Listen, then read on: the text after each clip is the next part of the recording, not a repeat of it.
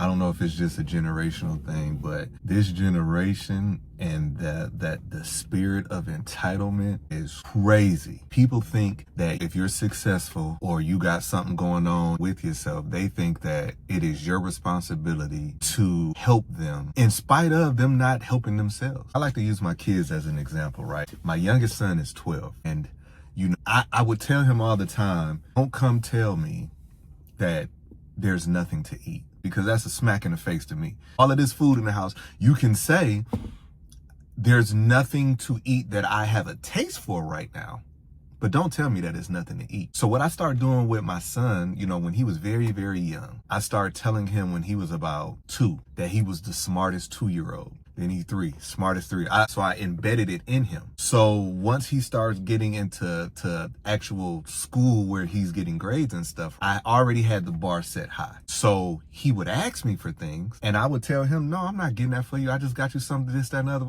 So then he'll say, well, Dad, I really want it. So what I start doing is I'll say, okay, well, if you want this, you have to be on the honor roll. So he would do his part and he would be on the honor roll.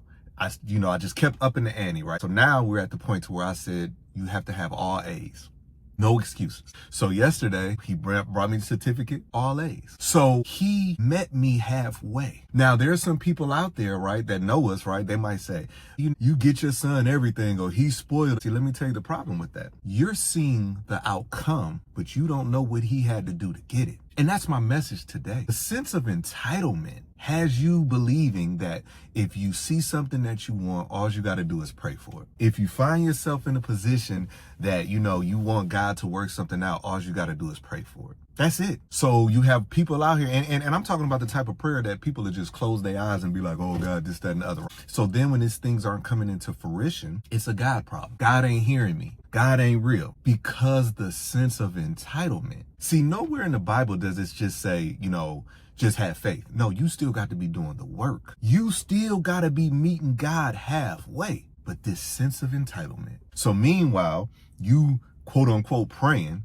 for something that you want in the moment, and God is not allowing this thing to happen, because if you get it, you won't be able to keep it. If you get it, it's not going to bless you, but you still praying. And then guess what you do? You wanted this car, God ain't answering your prayers. Then you're driving all around the city. You go to that car lot and that salesman says, I can make it happen for you. But your sense of entitlement is saying, God ain't working fast enough, but I'm gonna go ahead and do it. And 6 months later, that car is repossessed. It's the sense of entitlement. There are some people that just automatically assume that them just sitting back, chilling, and all of this other type of stuff, all they got to do is pick up the phone and call somebody to borrow $20. And the crazy thing is, a person has given you $20, given you $10, whatever the case may be, then finally they get to that point, they're like, I ain't giving it to you no more. And now that person is the worst person in the world. Not taking into consideration that you have never paid this person back. And what's even worse is they say, well, why I gotta pay you? You got money. It's the sense of entitlement. And that's the point of this video today. A lot of people are frustrated, not because God ain't hearing you. You just ain't willing to do the work. There's a segment of people that every year say that they're going to lose weight. And then by this time, April, May, June time period, they move that goal to the next year. Because miraculously, they thought that they was going to wake up on January 1st, step into the gym and lose 50 pounds. That's not how this thing works. That's not how it works. And the worst thing that you can do is compare yourself to somebody else. See, when I was younger, I know, a lot of people, in the family probably thought that I was spoiled. But we didn't eat out as much. But some days I might come home and I might, have a personal pan pizza. Now, for other people, they might think like, man, he always get everything, this, that, and other. But they didn't understand. You see, and I know people out there are going to remember, we had the reading program in school. Remember when you used to read a certain amount of books and then you get the coupon for the personal pan pizza? See, my grandmother told me that if I read those books and go above and beyond, I can get the personal pan pizza. So every time I came home with a personal pan pizza, I done read 30 books. So I did the work. I met her halfway and I got the pizza. But when you have that entitlement spirit, you don't know what I did to get it. You just saw that I got it. So now, because you're looking at a situation and saying, why not me? Now you got hate for me. You see, I do these videos every day talking about try to get up every day and do a video. And for some people, they don't understand how hard that is sometimes. I'm human. And like I said, I hate when people have to say that, right? But I have my moments. I have a doctor's appointment Monday. I ain't talked about it because I am meeting God halfway. I have done what was required of me. And I have faith and I have action. So I'm not really worried about that, right? But I got a lot of stuff going on. But I wake up and I do these videos because my goal is somebody out there that's finding themselves in a situation that they're just now starting their journey. And I just want to provide good content that you ain't got to be hearing about this divorce and these rumors and this, that, and the other, right? If you find my video, I just want to ignite something in you to let you know that it's going to be okay. I come on here and I speak great word. That doesn't mean that my life is full of roses. It's just my faith and the way that my faith is set up. I know that whatever I'm going through, there has to be a reason. You see, when people look at the Bible, they focus on the miracles, but they don't really focus on what happened to get to the miracle. When they talk about Jonah being in the whale, the miracle was him getting out unscathed. That's the miracle part. But think about the part that led him into the whale. People don't really focus on that. You focus on the outcome. That's my message to anybody out there right now. What you're going through right now, your testimony is going to be a key that unlocks someone else's door. A lot of times when you go to the churches and you listening to the pastors,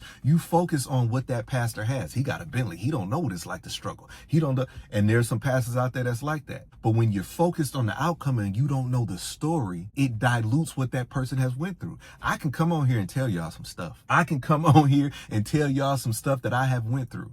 But if I did that, it will cause certain people to look at what they got going on. And then it becomes a comparison thing. See, you ain't had it bad as me or you had it worse as me. No, your journey is your journey. Your journey is specifically catered to what God has for you and the tools that God has already given you. You just got to work. You can't just sit back and think that, okay, God gonna just do it for me. No, everything that I have right now, you don't know what I had to do to get it. My mindset that I have right now, you don't know them nights that I cried. You don't know them times that I had to let people talk about me. I had to let people do this, that, and the other. I could have did a whole bunch of stuff, but if I did that, I might mess up my kids' future. We talk about the world now, and we talk about what we want was better for the world. But those of us that have common sense understand that what we want might not happen in our lifetime. Dr. Martin Luther King, he wanted better, and he knew that it probably wouldn't come in his lifetime. When you start to do better, when you start to elevate, people will turn around and use that against you.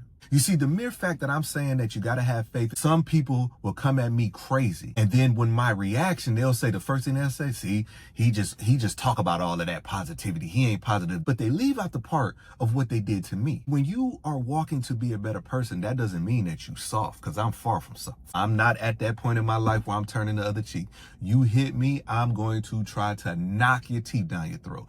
But what I do is I make sure I'm not in situations that I might have to knock your teeth down your throat. I am very self-aware. That's why I stop having certain conversations. If I'm in a conversation with someone and they start down this pair of the woe is me, I gotta exit. Anyways, I know this was a longer video. I'm about to run up in here into this gym, but just take heed to what I said. If you find yourself in that in-between time and you think God ain't hearing you, just take a moment and look and say, what are you not doing? Because God already got an answer, either if it's good or bad, but what are you not doing?